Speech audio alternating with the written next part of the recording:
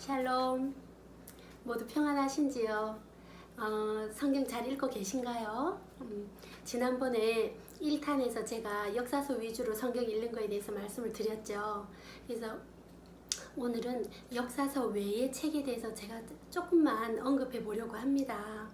지난번에 우리가 다니엘 기도회 이후에 말씀 읽는 것에 대한 그 열정이 솟아가지고 제가 갑자기 준비해서 너무 말도 빨리 하고 준비가 좀 미흡했던 것 같아요. 급하게 막 해서 전달하느라고 제가 꼭 전달해야 될 부분을 놓친 부분도 있고, 그래서 지난 시간에 역사서 위주로 간단하게 제가 설명을 드렸잖아요. 오늘도 길지는 않을 거예요. 그 역사서 외의 책에 대해서 조금 언급하려고 합니다.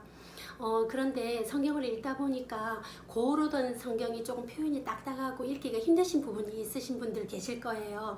그러면 꼭 지금 우리가 읽고 있는 고어로 된 성경을 안 읽어도 되고요.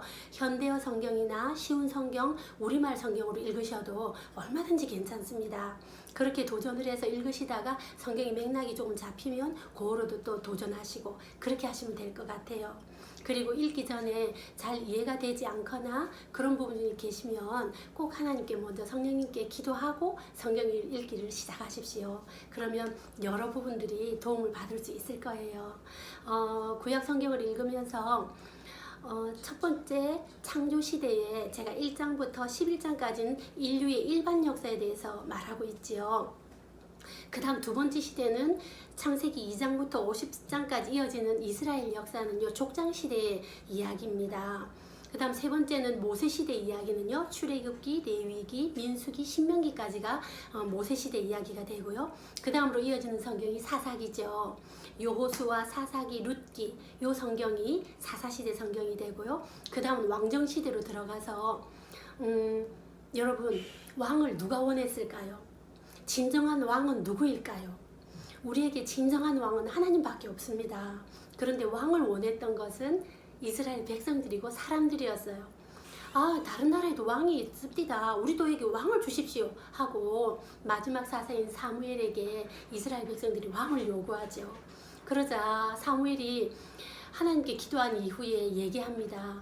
여러분, 왕은 여러분들의 허리를 더 졸라매고 그렇게 할 것입니다. 진정한 왕은 하나님밖에 없습니다 라고 얘기를 하는데도 끝까지 왕을 달라고 조르는 그 왕정시대 이야기가 열왕기 상하, 역대기 상하로 이어집니다. 사사시대 이후에 이어지는 시대가 왕정시대지요. 왕정시대는 열왕기 상하, 사무엘 상하, 이 역사에 나오는 열왕들의 이야기가 나오는데 참 재미있습니다. 그죠? 우리의 모습을 보는 것 같기도 하고. 자, 그 다음으로 이어지는 시대는 포로시대입니다. 포로시대의 성경은 역대상하, 에스라, 느헤미야, 에스더 이렇게 되는데요. 이 포로시대 때 역대상하를 들어가면 창세기부터 새로운 역사가 쓰여지면서 남유다의 역사로 이어질 때 열왕기 상하, 사무엘 상하를 읽을 때는 이스라엘 역사가 북이스라엘, 남유다의 역사가 막 섞여 있다가 역대상하에 오면 남유다의 이야기와 열왕들의 이야기만 열거되면서 읽기가 훨씬 수월하실 거예요. 저는 그때 11월 이후에 다시 읽기 시작해서 역사서가 지금 거의 마무리가 되었습니다. 그러면서 우리 식구들도 그렇지 않을까. 그래서 이제 그 역사서 이후에 읽어질 성경들, 잘 힘들게 읽어지는 성경이 어디세요? 레위기죠. 네, 레위기는 그 레위 지파 사람들은 성막에서 하나님을 섬기는 직책을 맡은 사람들이었어요. 그래서 어떻게 하나님을 섬겨야 하는지, 또 사람들 간에 어떻게 살아야 하는지, 생활법, 그 다음에 제사법, 절기 등에 대해서 열거가 되어 있어요.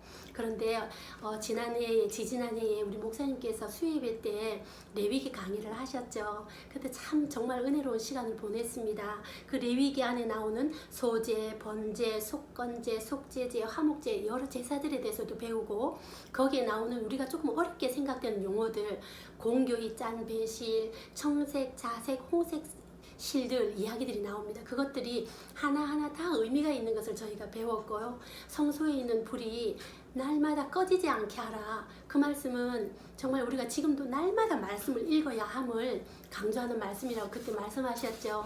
레위기를 읽으시면서 이 많은 제사들이 나에게 어떤 의미가 있나, 예수님의 피 흘리심을 생각하시면서 우리에게 화목제물 되어주신 예수님을 묵상하시면서 읽으면 좀 쉽게 읽어지실 수 있을 거예요. 그 다음으로 이어지는 역사서 외의 성경이 신명기가 있었어요. 그죠?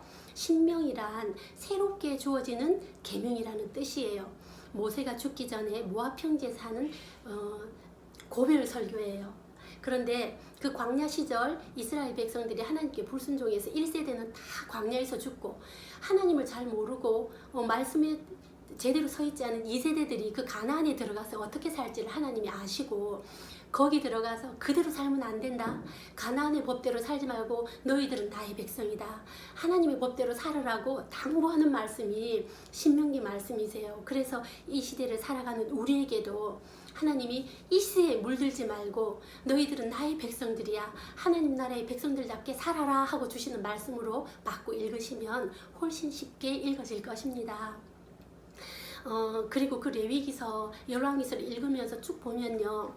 그 자녀들을 불 가운데로 지나가게 하지 말고 이 말씀을 꼭 하세요. 그게 어떤 말씀이냐면 그때 시대에 정말 제단을 만들어 놓고 삥 돌아가면서 불을 지펴 놓고는 어린 자녀들을 제물로 드려서 불 가운데로 지나가기 위해서 태워 죽이고 이런 일들이 있었대요.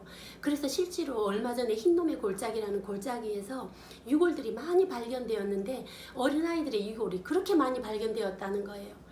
얼마나 생명이 귀한데 어린 자녀들을 드리면서 예배 드리지 말, 그런 제사 드리지 말아라. 하나님의 법대로 살아라 하는 말씀이 레위기서, 열왕기서, 사무엘상하에 계속 이어지고 있습니다.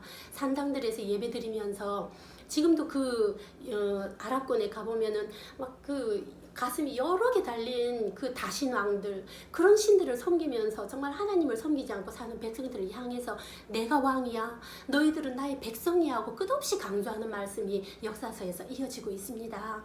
그 다음에 이제 또 역사서 외의 성경이 시가서가 있지요. 시가서는 그래도 좀 쉽게 읽어지실 거예요. 그죠? 욥기 족장시대 인물, 실존 인물이었다고 합니다. 그러니까 이미 족장시대 인물이니까 창세기 시대의 인물이 욥입니다. 그 고난의 어떤 의인의 고난에서 고백하고 있는 말씀이지요. 우리에게도 참 적용되는 부분이 있을 거예요. 그 다음에 시편은 다윗, 솔로몬, 아삽, 모세, 고라자손, 헤만, 에단 여러 사람들이 지은 시가서 중에 참 정말 아름다운 주옥 같은 말씀들이 있는 시편 성경. 그 다음에 잠언은 솔로몬의 잠언이라고 말씀합니다. 그 잠언은 그렇게 구성되어 한 달 읽으면 한 달에 한 장씩 읽어서 자녀들과 함께 읽어도 참 좋은 성경이 잠언이에요. 지혜를 우리에게 여호와를 경외하는 것이 지혜의 근본이다 라고 말씀하시는 책이 잠언책이지요. 전도서는 어때요? 하나님 없이 사는 인생은 정말 허무하다는 것을 강조하고 있습니다. 하나님 없이 살면 말짱 헛것입니다, 여러분.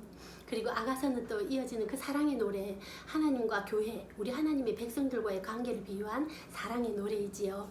이렇게 구약 성경을 읽으면 이제 소선지서, 대선지서가 읽어지는데, 저도 소선지서, 대선지서를 읽을 때는요, 성경을 옆에 두고 어느 시대의 선지자였는지 이렇게 보면서 같이 읽어요. 그러면 북유다에서 남유다에서 북이스라엘에서 어느 시대에 활동했던 선지자인지를 알고 그 책을 읽으면 선지서 읽기가 좀 수월해지실 겁니다. 여러분, 말라기가 사람 이름인 거 아시죠? 성경의 마지막에 쓰여져서 말라기가 아닙니다. 말라기까지 모두 선지자들의 이야기로 이어지고, 그 다음에 신구약 중간기가 있고 신약이 또 말씀이 이어집니다. 어떻게 보면 침례 요한이나 예수님의 설교가 어쩌면 구약에 쭉 이어져 오는 말씀들의 요약본이라고 할 수 있습니다. 성경은 처음부터 선교에 대해서 말씀하고 계십니다. 그래서 우리는 정말 이 민족을 향한 하나님의 선교의 메시지를 우리가 전할 수 있는 그런 자리에 설 수 있도록 우리가 이 성경을 읽으면서 장착하고, 우리가 무기를 장착하는 의미로 정말 성경을 읽으면서 기쁨으로 읽으시길 원합니다. 여러분, 믿음은요, 하나님께서 주시는 것일 수도 있지만 우리의 자유의지로 선택하는 것이 우리의 믿음일 수도 있습니다.